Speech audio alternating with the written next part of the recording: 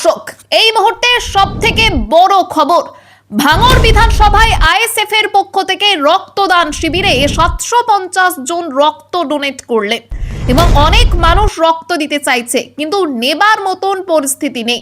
আমরা একটা জিনিস লক্ষ্য করলাম, আইএসএফ এর প্রতি মানুষের ভালোবাসা প্রচুর পরিমাণে।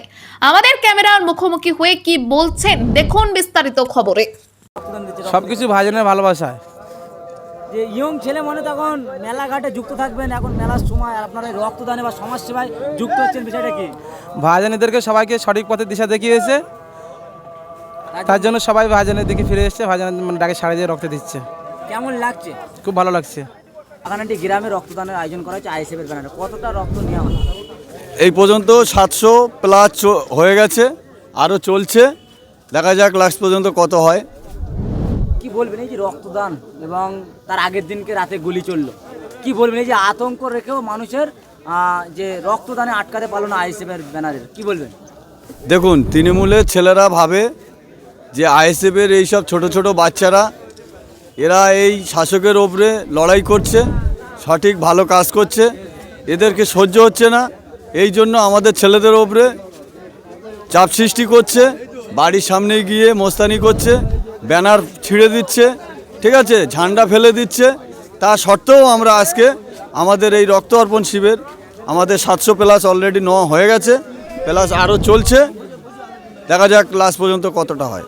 কি বলবেন এই যে এলাকা মানুষ এত ভয় বাধা না মেনে তারপরে রক্ত দিতে আসলো, গ্রামের মানুষের উদ্যোগে কি বার্তা দেবেন এই অঞ্চলের যে মানুষরা আসলো রক্ত দিতে, কি বলবেন তাদের জন্য? দেখুন, গ্রামের মানুষ স্বতঃস্ফূর্তভাবে আইএসএফের সঙ্গে আছে, নওশাদ ভাইজানের নীতি আদর্শকে ফলো করছে, সেই হিসাবে মানুষ তারা নিজের ইচ্ছায় এসে নিজের রক্ত দিচ্ছে।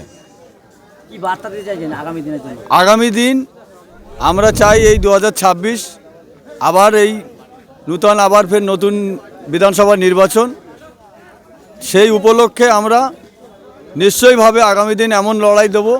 26,000 ভোটে আমরা নওশাদ ভাইকে জিতিয়েছিলাম, যা জিতিয়েছিলাম তার ডবল ভোটে এবার আশা করি আমরা জেতাবো।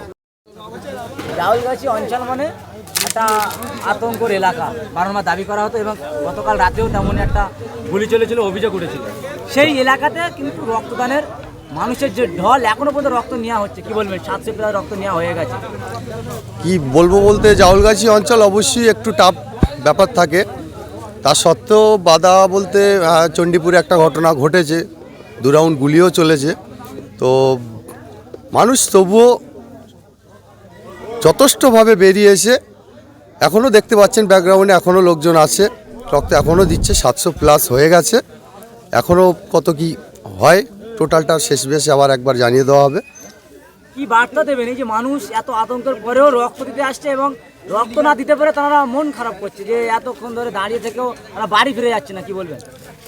সমস্যা একটু সকালবেলা হয়ে গেছে, আমাদের ডোনারটা আরও বেশি হয়ে যেত, সকালে একটু ওয়েদারের জন্যে বা এখন দুপুরে পরে একটা ওয়েদারের জন্য একটু হয়ে গেছে, বা ডাক্তারবাবুরাও ঠান্ডায় বসতে পারছে না, বলছে আমরাও গুছিয়ে নেবো, সেই হিসেবে অনেক মহিলাও এখন ফেরত যাচ্ছে, সেটা আপনি দেখাতে পারেন ক্যামেরার মাধ্যমে। কি বার্তা দেবেন এই যে তারা রক্ত দিতে পারলেন না এবং আপনারা যে এতটা সাহসিকতার সঙ্গে রক্তদানটা করলেন, কি বার্তা দেবেন? যেহেতু অঞ্চলে এত বড় কাজ এই প্রথম একটা হয়েছে, তো এর পরের বারে যখন আমরা করব এটা আমরা সুন্দরভাবে গুছিয়ে আরও সুন্দরভাবে করতে পারবো, এবং তখন সবাইকে নিয়ে আমরা যত ডোনার ফিরে যাচ্ছে তাদেরকেও নিয়ে আমরা খুব বড় সড়ো করে একটা দেখিয়ে দেবো।